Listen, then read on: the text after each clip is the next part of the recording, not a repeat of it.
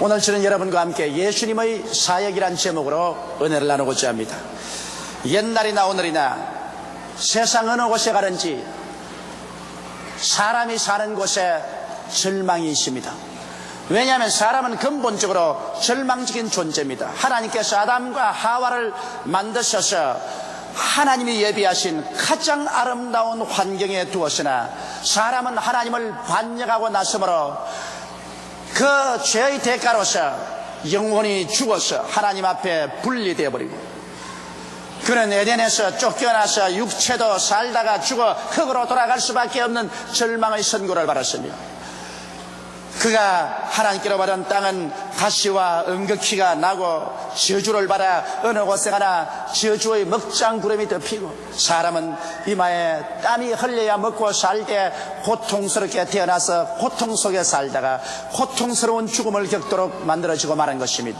그러므로 인간은 오늘날 어느 곳에 가나 이 절망을 벗어날 수가 없습니다. 그렇기 때문에 유명한 철학자들도 인간을 규정하되 인간은 죄책과 정죄의 절망적인 존재며 허무와 무의미의 절망적인 존재며 죽음과 무로 변화되는 절망적인 존재라고 규정하고 있는 것입니다.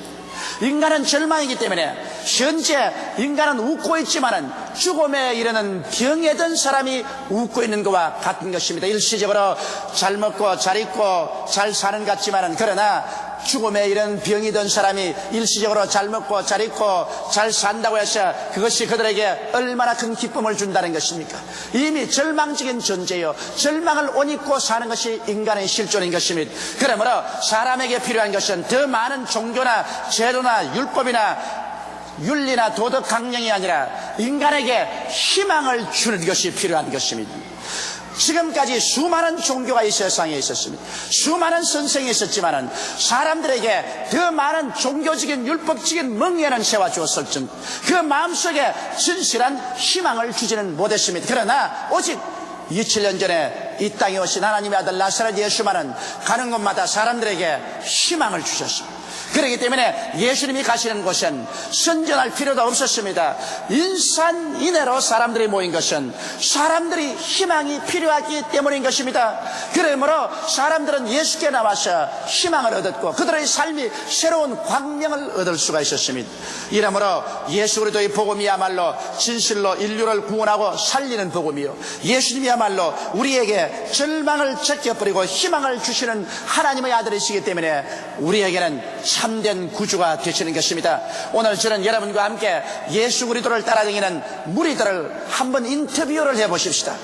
20세기에 예수님이 태어나셨다면 수많은 신문기자와 라디오, 텔레비전 기자들이 인터뷰를 했을 것입니다. 나는 예수님을 따라다니는 사람들을 한번 여러분과 함께 인터뷰를 해보고자 하는 것입니다. 여기 한 여인이 있습니다. 그는 정숙하고 아름다운 여인으로 보입니다. 얼굴에는 광채가 나고 그 옷은 아주 정숙하게 아름답게 입고 있습니다.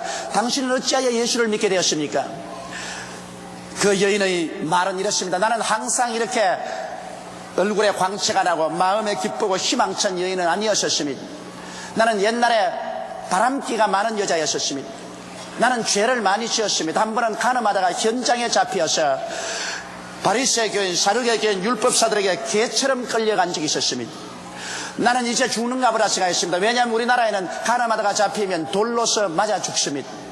그런데 내가 끌려간 곳은 바로 성전뜰이었고 그곳에는 예수님이 계셨습니다. 바리새인 교인, 사두개 교인, 율법사들이 나를 법적으로 돌로 쳐 죽이려고 할 때 예수님께서는 준엄하게 말씀하셨습니다. 너희 중에 죄 없는 자가 이 여자를 먼저 돌로 쳐라. 이 예수님의 말씀은 마치 청천벽력까지 들렸었습니다. 모든 사람의 위선의 옷이 다 벗겨졌습니다. 그들의 마음이 주님 앞에 벌거벗은 것처럼 되었고 그들의 죄가 백일천하에 드러났기 때문에 고통스러워 견딜 수가 없어서 모두 다 햇빛 앞에서 도망치는 벌레처럼 예수님 앞에서 도망쳐버리고 말하셨습니다. 나 혼자 남았는데 예수께서 저보고 하신 말씀이 너를 정죄한 자가 없느냐고 말씀했습니다. 내가 고개를 때려보니 아무도 없는지라 정죄한 자가 없다고 말씀드리니까 나도 너를 정죄하지 아니한다. 이제 집에 돌아가서 다시 죄를 범치 말라고 말씀하셨습니다. 나는 죽음의 혹독한 절망에서 예수로 말미암아 희망을 얻었습니다. 죄가 용서 안 받고 나는 죄성의 희망을 얻었습니다. 그때로부터 시작해서 내 인생은 이렇게 달라졌습니다. 나는 정숙하고 아름다운 여인이 되었고 내 마음속에 예수님을 믿고 난 다음에 넘치는 평화와 기쁨을 얻게 되었습니다. 그러자 그 앞에 있는 한 여인에게 또 물어봅니다. 당신은 어떻게 해서 예수를 믿었습니까? 나는 소위 말하는 수가성 여인입니다. 나는 소위 남편을 5이나 바꾼 여자지요. 결혼하고 한 번 잘못된 것이니 두 번째 다시 가정을 이뤄보았습니다. 그러나 그것도 잘못되어 또 가정이 파괴되고 그것이 3번, 4번, 5번을 연속하고 나니 그 다음에는 지칠도록 지쳐버리고 말하셨습니다. 사는 것이 재미가 없었습니다. 이제는 앞날에 희망이 없었습니다. 6째 될 대로 되라고 6째 남자하고 살고는 있었지만은 사람들을 만나기가 싫어서 대낮에 사람 없을 때 우물로 물길러 왔다가 예수님을 만나게 되었습니다. 예수님은 나를 정죄하지 않으셨습니다. 나쁜 여자, 음란한 여자, 죄 많은 여자라고 말씀하지 않으셨습니다. 예수님은 나에게 진실로 사는 의미가 무엇인지 보여주셨습니다. 예수께서 당신이 구세인 것을 알려주시자 내가 예수님을 믿자 말자 하나님의 임재하심을 내 속에 느꼈었습니다. 하나님이 내게 임재하신다는 것을 느끼자 말자 내 속에는 말로 다 할 수 없는 기쁨이 넘쳐났습니다. 마침 시편 기자가 말한 것처럼 하나님 앞에는 기쁨이 충만하고 그 우편에는 즐거움이 넘치나이도 하는 것처럼 내 마음속 생전 처음으로 그런 기쁨과 즐거움은 처음 느꼈습니다. 평화가 강물같이 넘쳐났습니다. 나는 물동이를 그대로 내버려두고 그 길로 시내로 뛰어들어가서 와보라 이분이 구주가 아니냐고 전도했고 수많은 사람이 따라 나와서 내 말을 듣고 예수를 믿고 똑같은 구원을 받았지요. 그날 이후로 나의 세계는 달라져 버리고 말하셨습니다. 나는 예수님과 함께 삶으로 내 마음속에 넘치는 이 기쁨과 이 평안을 세상 그 무엇과도 바꿀 수가 없습니다. 그러자 그 옆에 한 건장한 남자가 아주 즐거운 얼굴로 서 있습니다. 당신은 어찌하다가 예수를 믿었습니까? 말도 마십시오. 나는 문둥이였었습니다. 내가 문둥병에 걸리자 나는 가정에서 쫓겨나고 처자들을 볼 수 없게 되었었습니다. 나는 사람이 드문 산이나 들에서 살았었습니다. 운망을 치고 살았고 토굴 속에 살았습니다. 겨울에는 혹독히도 추웠고 여름에는 더웠었습니다. 벌레들에게 물렸고 온몸은 고름주머니가 되었었습니다. 사는 것이 저주였었습니다. 나는 너무나 마음이 고통스럽고 괴로웠었습니다. 몸은 고통스럽고 괴롭고 마음은 가족이 그리워 견딜 수가 없어도 어디 가족을 만나볼 수 있나요? 우리 같은 문둥이는 성한 사람이 오면은 부정하다 외쳐서 성한 사람이 곁에 오지 못하게 됩니다. 만약 성한 사람 곁에 갔다가는 돌로 맞아 죽습니다. 나는 천령을 받고 이 처절한 절망 가운데 있을 때 하루는 예수께서 무리들과 함께 산에서 내려오는 것을 보았었습니다. 나는 그때가 기회인 줄 알았습니다. 이제 살든지 죽든지 생사 결단을 내려야 되겠다고 생각했습니다. 이 모습 이대로 살았어야 뭘 하겠습니까? 그래서 담대하게 성한 사람이 있는 곳으로 뛰어들어갔었습니다. 성한 사람들이 기겁을 하고 놀라서 손에 돌을 들었습니다만 나는 예수님 앞에 무릎을 꿇었지요. 그리고 말했습니다. 주여 원하시면 나를 깨끗하게 하실 수 있나이다. 나의 외마디 부르짖음이었습니다. 그때 예수님께서 나에게 손을 내미시고 구름이 질퍽한 내 머리에 손을 대시지만 내가 원하노니 깨끗함을 받으라고 하셨습니다. 그러자마자 하늘에서 불이 떨어지는 것 같았습니다. 내 온몸이 불타는 것 같더니 순식간에 문둥병은 사라지고 나는 이와 같이 새 사람이 되고 말하셨습니다. 예수님으로 말미암아 소망을 얻었지요. 그 어둡고 캄캄한 문둥병이란 절망에서 나는 찬란한 소망을 얻었습니다. 나는 우리 집으로 돌아갔고 부모를 모시고 처자와 함께 삽니다. 얼마나 소망찬 일인 것입니까? 예수로 말미암아 얻은 이 소망은 아무도 빼앗을 수가 없습니다. 그러자 그 옆에 두 자매가 서 있습니다. 당신의 이름은 뭡니까? 예, 나는 마리아라고 말하고 나의 언니는 마르다라고 말합니다. 우리들은 베다니아의 빈민굴에서 살았죠. 예수님께서 예루살렘에 와서 복음을 전가하고 난 다음 주무실 때는 언제나 베다니아의 빈민굴에 와서 주무셨습니다. 돈 없고 헐벗고 굶주리고 소외되고 불쌍한 사람들과 친구가 되어주셨지요. 베다니아에서도 우리 아버지 어머님 일이 잃어버리고 우리 형제들이 가난하고 슬프게 살기 때문에 예수님은 우리 집에 와서 마치 우리의 부모와 같이 부영과 같이 되어주셨습니다. 그런데 하루는 예수님이 요단강 건너편에 계실 때 우리 오라버니가 병들어서 죽어버리고 말하셨습니다. 우리 여형제 둘이는 가장 처절한 절망에 처했습니다. 천지가 아뜨가고 우리는 오라버니와 함께 따라서 죽을 수밖에 없었습니다. 그럴 때 예수님께서 나흘 만에 오셨는데 오라버니는 무덤에서 썩은 냄새가 났습니다. 예수님은 그 무덤가로 우리를 데리고 가셔 그 돌을 옮겨 놓으러 가시더니만 말 한마디로 죽은 오라버니를 살려서 내주심으로 우리에게 어두움이 광명으로 절망이 소망으로 변하게 하셨습니다. 우리는 예수로 말미암아 가난과 슬픔과 절망에서 벗어나고 이제는 소망차게 살고 있습니다. 이러한 소망은 예수님밖에 우리에게 줄 수가 없습니다. 그러자 그 옆에 있는 할머님이 내가 하나 간증하죠. 내 간증도 좀 들으십시오. 나는 난성에 사는 한 여인입니다. 나는 일찍이 청춘 과부가 되어서 내 아들 하나를 힘입고 온갖 고생을 해가면서 살았습니다. 아들만 장성하면 희망이 있을 것이라 생각하고 살았는데 이 아들이 제법 커서 이제는 어미의 기둥이 돼줄 만할 때 그만 병들어 죽었지요. 아들이 죽어서 상리에 실려 나가는 날 나는 아들과 같이 죽기로 결심을 했지요. 아들이 흙에 파묻힐 때 나도 그곳에 함께 뛰어들어가서 파묻힐 각오를 했었습니다. 나는 상여 뒤에 따라가며 울며 부르시며 따라가고 있는데 예수님이 길에서 만나서 상여를 중지시켰습니다. 관뚜껑을 열라고 하시더니 사늘하게 식어서 뻑벌어진 내 아들의 손을 잡고 청년아 일어나라 말 한마디 하시며 갑자기 얼굴에 생기가 나고 피가 돌더니 내 아들은 야들야들하게 되어서 일어나셨습니다. 그때로 지금까지 내 아들은 내게 효도하고 나는 내 아들을 잊지 않고 이렇게 살지요. 그 어둡고 캄캄한 절망이 예수로 말미암아 이런 큰 소망으로 변화되고 말았습니다. 이러니 어찌 예수님을 경배하지 않겠습니까? 여러분, 예수께 찾아온 사람들 한 사람 한 사람의 말을 들어보면 그들이 새로운 종교를 얻었다는 간증을 하지 않습니다. 새로운 율법을 얻었다는 간증도 하지 않습니다. 아름다운 의식을 집행했다고도 말하지 않습니다. 예수님께 가까이 나온 사람들마다 그들은 다 가지 인간이 경험할 수 없는 슬픔과 절망에서 놀라운 희망을 얻은 간증을 하고 있는 것입니다. 성경은 말씀하기를 예수 그리스도는 어제나 오늘이나 영원토록 동일하시라고 말씀하신 것입니다. 예수님 오늘날도 이 희망의 손길을 가지고 여러분을 찾아오고 계신 것입니다. 성경은 말씀하시기를 볼지어다 내가 문 밖에 서서 두드리노니 누구든지 내 음성을 듣고 문을 열면 내가 그에게로 들어가 그와 더불어 먹고 그는 나와 더불어 먹으리라고 말씀하고 있는 것입니다. 예수님은 종교가 아닙니다. 철학도 아닙니다. 어떠한 윤리와 도덕의 규범도 아닙니다. 예수님은 여러분과 나를 절망적인 존재에서 건져주시는 분이신 것입니다. 가버나움에 절망적인 사람이 있었습니다. 그는 꽤 살림도 있고 명망도 있는 사람이었는데 중풍이 걸리고 말았었습니다. 무슨 큰 죄를 지은지 모르겠지만 그는 늘 마음속에 고민을 하고 억압을 당하고 살았는데 갑자기 하루 고혈압으로 쓰러졌었습니다. 그리고는 그만 말도 못하게 되고 몸을 움직이지 못하고 침상에 들어누워 산송장으로 죽어가고 있었습니다. 오늘날도 중풍은 어려운 병입니다. 하물며 2000년 전이야 중풍이면 그로서 끝나는 것입니다. 모든 이원과 약이 아무 소용이 없었습니다. 그는 그 절망 중에 있을 때 예수님께서 가버나움에 들어왔다는 소식을 들었었습니다.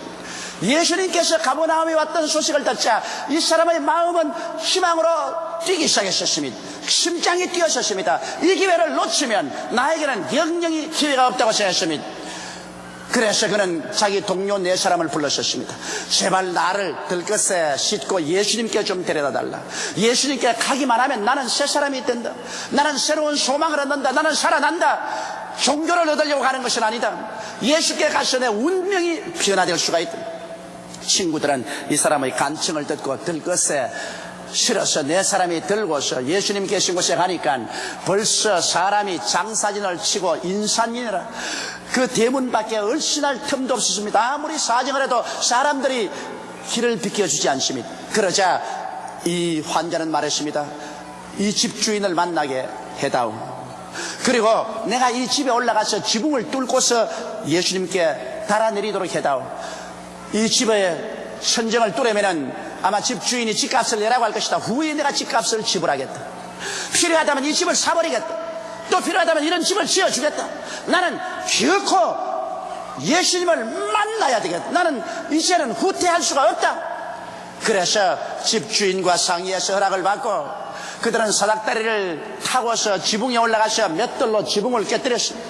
온 집이 흔들리는 소리가 나고 먼지의 사태를 일으켰습니다. 그러나 천정의 구멍을 뚫고 난 다음 이 사람을 줄에 달여서 예수님 앞에 내리니 성경은 말씀하시기를 예수님이 이 사람의 믿음을 보셨다고 말씀하셨습니다. 여러분, 믿음이란 눈에 보이는 것입니다.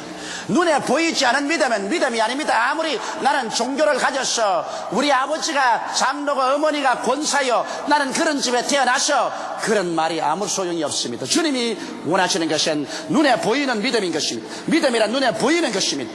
참된 믿음은 하나의 마음속에 감추어진 것이 아니라 하나님 앞에 보이고 마귀 앞에 보이고 믿는 자와 믿지 않은 자에게 눈에 보이는 것입니다. 여러분이 오늘 성수주일하기 위해서 교회에 나와서 예배당에 앉아 계신 것은 눈에 보이는 행동입니다. 이것은 믿음이 있기 때문에 나오신 것입니다. 여러분께서 오늘 교회에 나왔다는 것은 하나님이 보시고 마귀가 보고 불신자와 신자가 다 보고 있습니다. 이것이 보이는 믿음인 것입니다. 여러분이 사람들에게 나가서 예수 믿으라고 전도할 때 이것은 보이는 믿음입니다. 여러분 혼자 믿는 것이 아니라 믿음이 밖으로 나와서 행동으로 사람들에게 보여지고 있는 것입니다. 우리가 육신으로 이 땅에 살면서 우리가 보이는 가장 큰 믿음을 행사할 수 있는 것은 하나님께 11조와 헌물을 드리는 것입니다. 왜냐하면 사람들이 이 세상에 물질을 사랑하지 아니할 수 없습니다. 왜냐하면 육신의 죽고 사는 것은 물질에 달렸습니다. 이렇기 때문에 피땀을 흘려가며 애쓰며 사람들은 물질을 구하는 것입니다. 그렇기 때문에 성경에도 말하기를 내 물질인 것에 내 마음도 있다고 말한 것입니다. 이런 물질을 우리가 하나님께 나와서 11조를 드리고 헌물을 드리는 것은 우리가 하나님을 믿는다는 신앙의 극치의 표현인 것입니다. 사람들이 신앙이 없고야 하나님께 11조나 헌물을 드리지 못합니다, 여러분. 그러므로 이와 같이 눈에 보이는 신앙을 가지고 나오면 주님은 그 눈에 보이는 신앙을 따라서 기적을 베풀어 주시는 것입니다. 성경은 말씀하시기를 내 믿은 대로 될지어다고 말했는데 그 믿음이란 바로 눈에 보이는 믿음인 것입니다. 이 중풍병 환자는 예수님 보시기에도 눈에 보이는 믿음을 가지고 있었습니다. 그가 눈에 보이는 믿음이 없었으면 들것에 실려오고 또 집 한 채를 부셔드리더라도 예수님 앞에 가까이 오겠다는 이와 같은 불태진의 신앙은 갖지 않았을 것입니다. 예수님도 그 믿음을 보셨고 그에 있는 모든 사람들도 이 사람의 믿음을 보고 감탄했습니다. 예수님은 이 사람을 보시자마자 소자야 안심하라 내 죄사함을 받았나니라고 말씀했습니다. 하나님과 사람 사이를 막는 담은 죄밖에 없습니다. 그 무엇도 하나님과 사람 사이를 막을 수 없지만은 죄는 하나님과 사람을 분리시켜버리고 마는 것입니다. 예수께서 이 사람을 보고 내 죄사함을 받았다고 말하니까 그곳에 앉아있던 율법사나 서기관들이 속으로 불평을 말했습니다. 하나님 이외에 누가 죄를 사할 수 있는가? 이 사람이 죄사함을 준다고 말하니 하나님을 모욕한다고 말했습니다. 그러자 예수님이 그 생각을 하시고 곧장 말씀했습니다. 어찌하여 너희 마음속에 악한 생각을 가지는가? 인자가 이 세상에서 죄사함을 권세가 없는 줄 아느냐? 내 죄사함을 받았다는 것과 내 침상을 짊어지고 집으로 돌아가는 그 말 중에 어느 것이 쉽겠는가?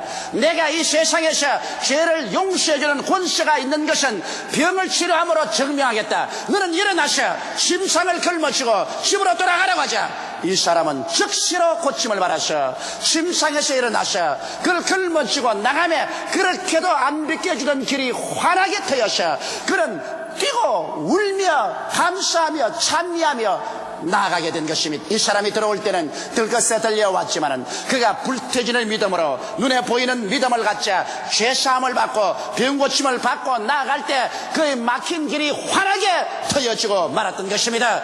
오늘날도 마찬가지입니다. 우리가 참 살아있는 믿음을 가지고 예수님을 간절히 찾으면 예수님 우리의 죄를 용서해 주시고 우리의 병을 치료해 주시고 우리의 앞길을 환하게 열어주셔서 눈물이 기쁨으로 절망이 소망으로 죽음이 삶으로 변화되게 만들어 주시는 것입니다.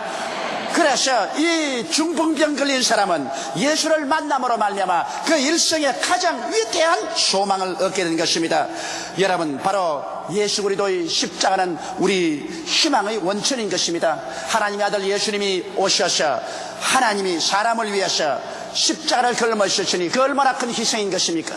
다윗은 말하기를 여호와는 나의 목자시니 내게 부족함이 없으리로다. 제가 나를 푸른 초장에 누이시며 쉴만한 물가로 인도하신다고 했는데, 오늘 여러분과 나의 푸른 초장과 쉴만한 물가에는 다른 곳이 아닌 바로 십자가 밑이 그런 장소인 것입니다.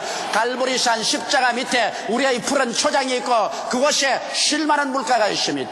하나님께서는 그 아들 예수를 통해서 십자가에서 모든 절망을 다 못 박아버리고 불태워버린 것입니다. 십자가는 바로 여러분과 나의 소망의 원천입니다. 그곳에서 절망이 사라져버리고 마는 것입니다. 오늘 인류들을 살릴 수 있는 유일한 처소는 바로 십자가 밑인 것입니다. 왜 그럴까요? 첫째로 십자가 밑에서 우리는 죄사함을 받는 크나큰 소망을 얻습니다. 다른 종교에서는 죄사함을 받기 위해서는 5년 10년도 걸리고 온갖 고행을 다하고 온갖 고통을 겪어야 합니다. 그러나 예수 믿는 사람 그렇지 않습니다. 예수께서 하나님으로서 사람을 대신해서 십자가에 못 박여 피 흘려 거대한 대가를 지불했기 때문에 죄를 지었음에도 불구하고 못났음에도 불구하고 회개하고 믿기만 하면 눈 깜박할 사이에 그 순간에 그 모든 죄가 하나도 없이 다 용서함을 받고 하나님 앞에 담대하게 설 수 있는 자격을 얻게 되는 것입니다. 이러므로 십자가 밑에는 죄사함의 놀라운 희망의 광채가 비치는 처소인 것입니다. 둘째로 십자가 밑에서는 크나큰 위로를 얻을 수 있는 희망이 있습니다. 사람들은 이 세상에서 마치 고아와 같이 버림받고 살고 있는 것입니다. 아무도 도와줄 자가 없는 외로운 인생길을 살아가고 있습니다. 그런데 우리가 십자가 밑에 가면 하나님께서 우리를 고아와 같이 버려두지 않냐고 예수 그리스도를 믿는 사람들에게 우리를 도와줄 보혜사 성령을 보내주시는 것입니다. 예수께서 말씀하기를 내가 너희를 고아와 같이 버려두지 않고 너희에게로 오리라. 내가 아버지께 구하겠으니 그가 또 다른 보혜사를 너희에게 주사 영원토록 너희와 함께 있게 하시라고 말하는 것입니다. 보혜사란 바로 하나님께서 여러분과 나를 도와주기 위해서 보내신 우리의 변호사요, 우리의 위로자요, 선생이요, 안내자요, 우리에게 능력을 주신 자인 것입니다. 여러분은 성령님을 가볍게 생각하지 마십시오. 여러분께서 매일같이 숨 쉬면 공기가 폐 속에 들어갔다 나왔다는 것처럼 성령께서도 기도를 통해서 여러분 속에 와서 함께 거하시는 것입니다. 여러분이 주 예수 이름으로 평소에 늘 기도할 때 하나님의 성령은 여러분과 함께 역사하여 주셔서 여러분에게 위로의 원천이 됐습니다. 성경은 말씀하기를 성령도 우리 연약함을 도우신다고 말했습니다. 오늘 이 시간에 연약하지 않은 자가 어디에 있습니까? 지적으로 연약하고 감정적으로 연약하고 의지로 연약하고 육체로 연약하고 생활에 연약할 때 보혜사 성령은 여러분과 나에게 돕는 자가 되어주시는 것입니다. 나는 수없이 성령께 부르짖습니다.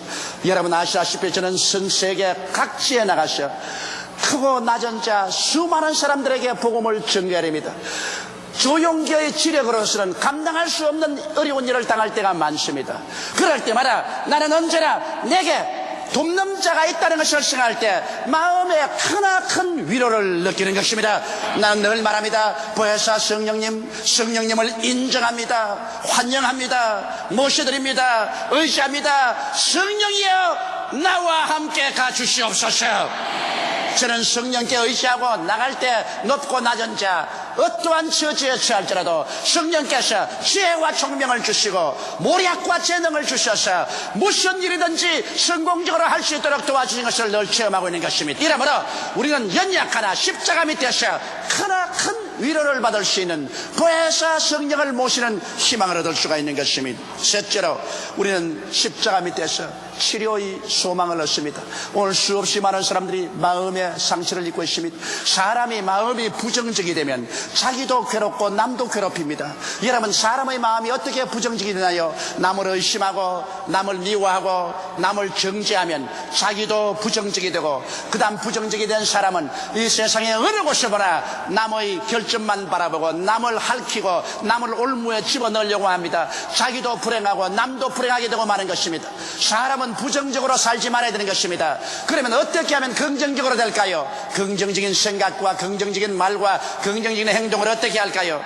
이것은 인간으로 힘써야 되는 것이 아닙니다. 긍정적으로 되려면 용서하고 사랑하고 감사하는 사람에게 긍정적이 됩니다. 남편을 긍정적으로 보려거든 남편을 용서하고 사랑하고 남편을 감사하십시오. 아내를 긍정적으로 보려거든 아내를 용서하고 사랑하고 감사하십시오. 인간이라는 것은 용서하고 사랑하고 감사하는 길 이외에는 절대로 긍정적이 안 됩니다. 자기를 긍정적으로 보고 싶으면 자기를 용서하고 자기를 사랑하고 감사하십시오. 그러면 자기도 긍정적이 되는 것입니다. 이렇게 해서 우리는 십자가 밑에서 주님의 용서를 받고 사랑을 받음으로 말미암아 긍정적으로 치료함을 받을 수가 있습니다. 사람이 인격적으로 치료함을 받는다는 것 중요합니다. 치료함 받은 남편, 치료함을 받은 아내, 치료함을 받은 부모, 치료함을 받은 자식들이 함께 살 때 여러 가지 역경이 다가오지만은 행복을 추구할 수 있습니다. 밝고 맑고 환한 마음을 가진 그 속에 용서와 사랑과 감사가 있고 긍정적이고 적극적이고 생산적인 삶이 이루어지는 것입니다. 우리는 십자가 밑에서 이와 같이 치료를 받아 긍정적이 될 수가 있고 육신의 치료도 받을 수가 있습니다.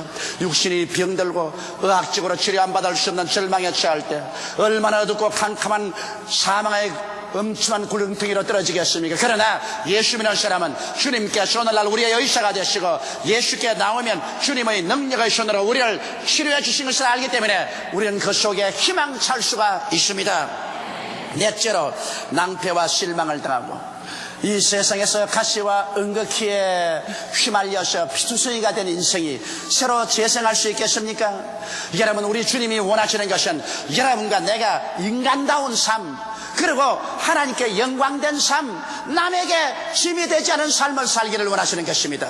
아담과 하와 이후로 저주가 이 땅을 휩쓸어서 가난과 낭패와 실망과 절망의 가시와 은극히에 걸려서 피투성이가 된 사람들이 얼마나 많습니까? 이것은 하나님의 뜻이 아닌 것입니다. 십자가 밑에 와서 이 가시와 은극히를 풀어제껴야 하는 것입니다. 성경은 말씀하기를 그리스도께서 우리를 위하여 저주를 받은 바되사 율법의 저주에서 우리를 다 속량해 주었다고 말한 것입니다. 우리는 저주에서 값주고 사내음을 받았었습니다. 이제는 저주 아래 있지 않습니다. 이제는 아브라함의 축복 속에 있습니다. 이러므로 여러분의 마음속에 있는 나는 못한다, 나는 안 된다, 나는 알 수 없다, 나는 절망이라는 부정적인 저주의 가시체와 은극히를 뽑아내어서 여러분의 생각에 할 수 있다, 하면 된다, 해보자, 예수님이 나의 축복이고 아브라함의 축복이 내 것이라는 줄기찬 믿음을 얻게 되시기를 주의 이름으로 축원합니다. 여러분께서는 하나님께 복을 받아 남에게 나누어 줄 것이 있어야만 하는 것입니다. 성경은 말씀하기를 제가 흩어 가난한 자에게 주었은즉 그 의가 영원히 있다고 말하셨습니다. 주는 자가 받는 자보다 복이 있다고 말씀한 것입니다. 그러기 위해서 우리는 저주에서 해방을 얻어야 되는데 십자가 밑에는 저주에서 해방을 얻는 하나님의 은총이 있습니다. 아브라함의 축복이 강물처럼 넘쳐날 수 있습니다. 그러므로 그 속에서 우리는 축복의 희망을 얻을 수가 있는 것입니다. 우리는 다섯째로 십자가 밑에서 영생 부활의 희망이 있습니다. 사람이 무엇입니까? 잠시 있다 사라지는 안개입니다. 어제까지 즐겁게 노래하고 대화하던 사람이 오늘 사라질 수 있습니다. 나는 어제 훌륭한 한 어른이 순식간에 세상을 뜬 이야기를 들었습니다. 그는 아침에 식사 잘하고 대학 다니는 애들에게 학교 갈 때 조심하고 갔다 오라고 당부하고 부인에게 내가 직장에 갔다 오리다 인사하고 집 앞에 나와서 통근차를 타려고 길을 건너는데 18살 먹는 무면허 오토바이 운전사가 전속력으로 달려와서 50대의 그 어른을 치어서 죽였습니다. 여러분, 인생이란 무엇입니까? 잠시 있다 사라진 안개입니다. 거짓말같이 살다가 거짓말같이 없어집니다. 모든 인생은 풀과 같고 그 영화는 풀의 꽃과 같아 풀은 시들고 꽃은 떨어지나 야훼의 말씀은 영원토록 있다고 말씀하신 것입니다.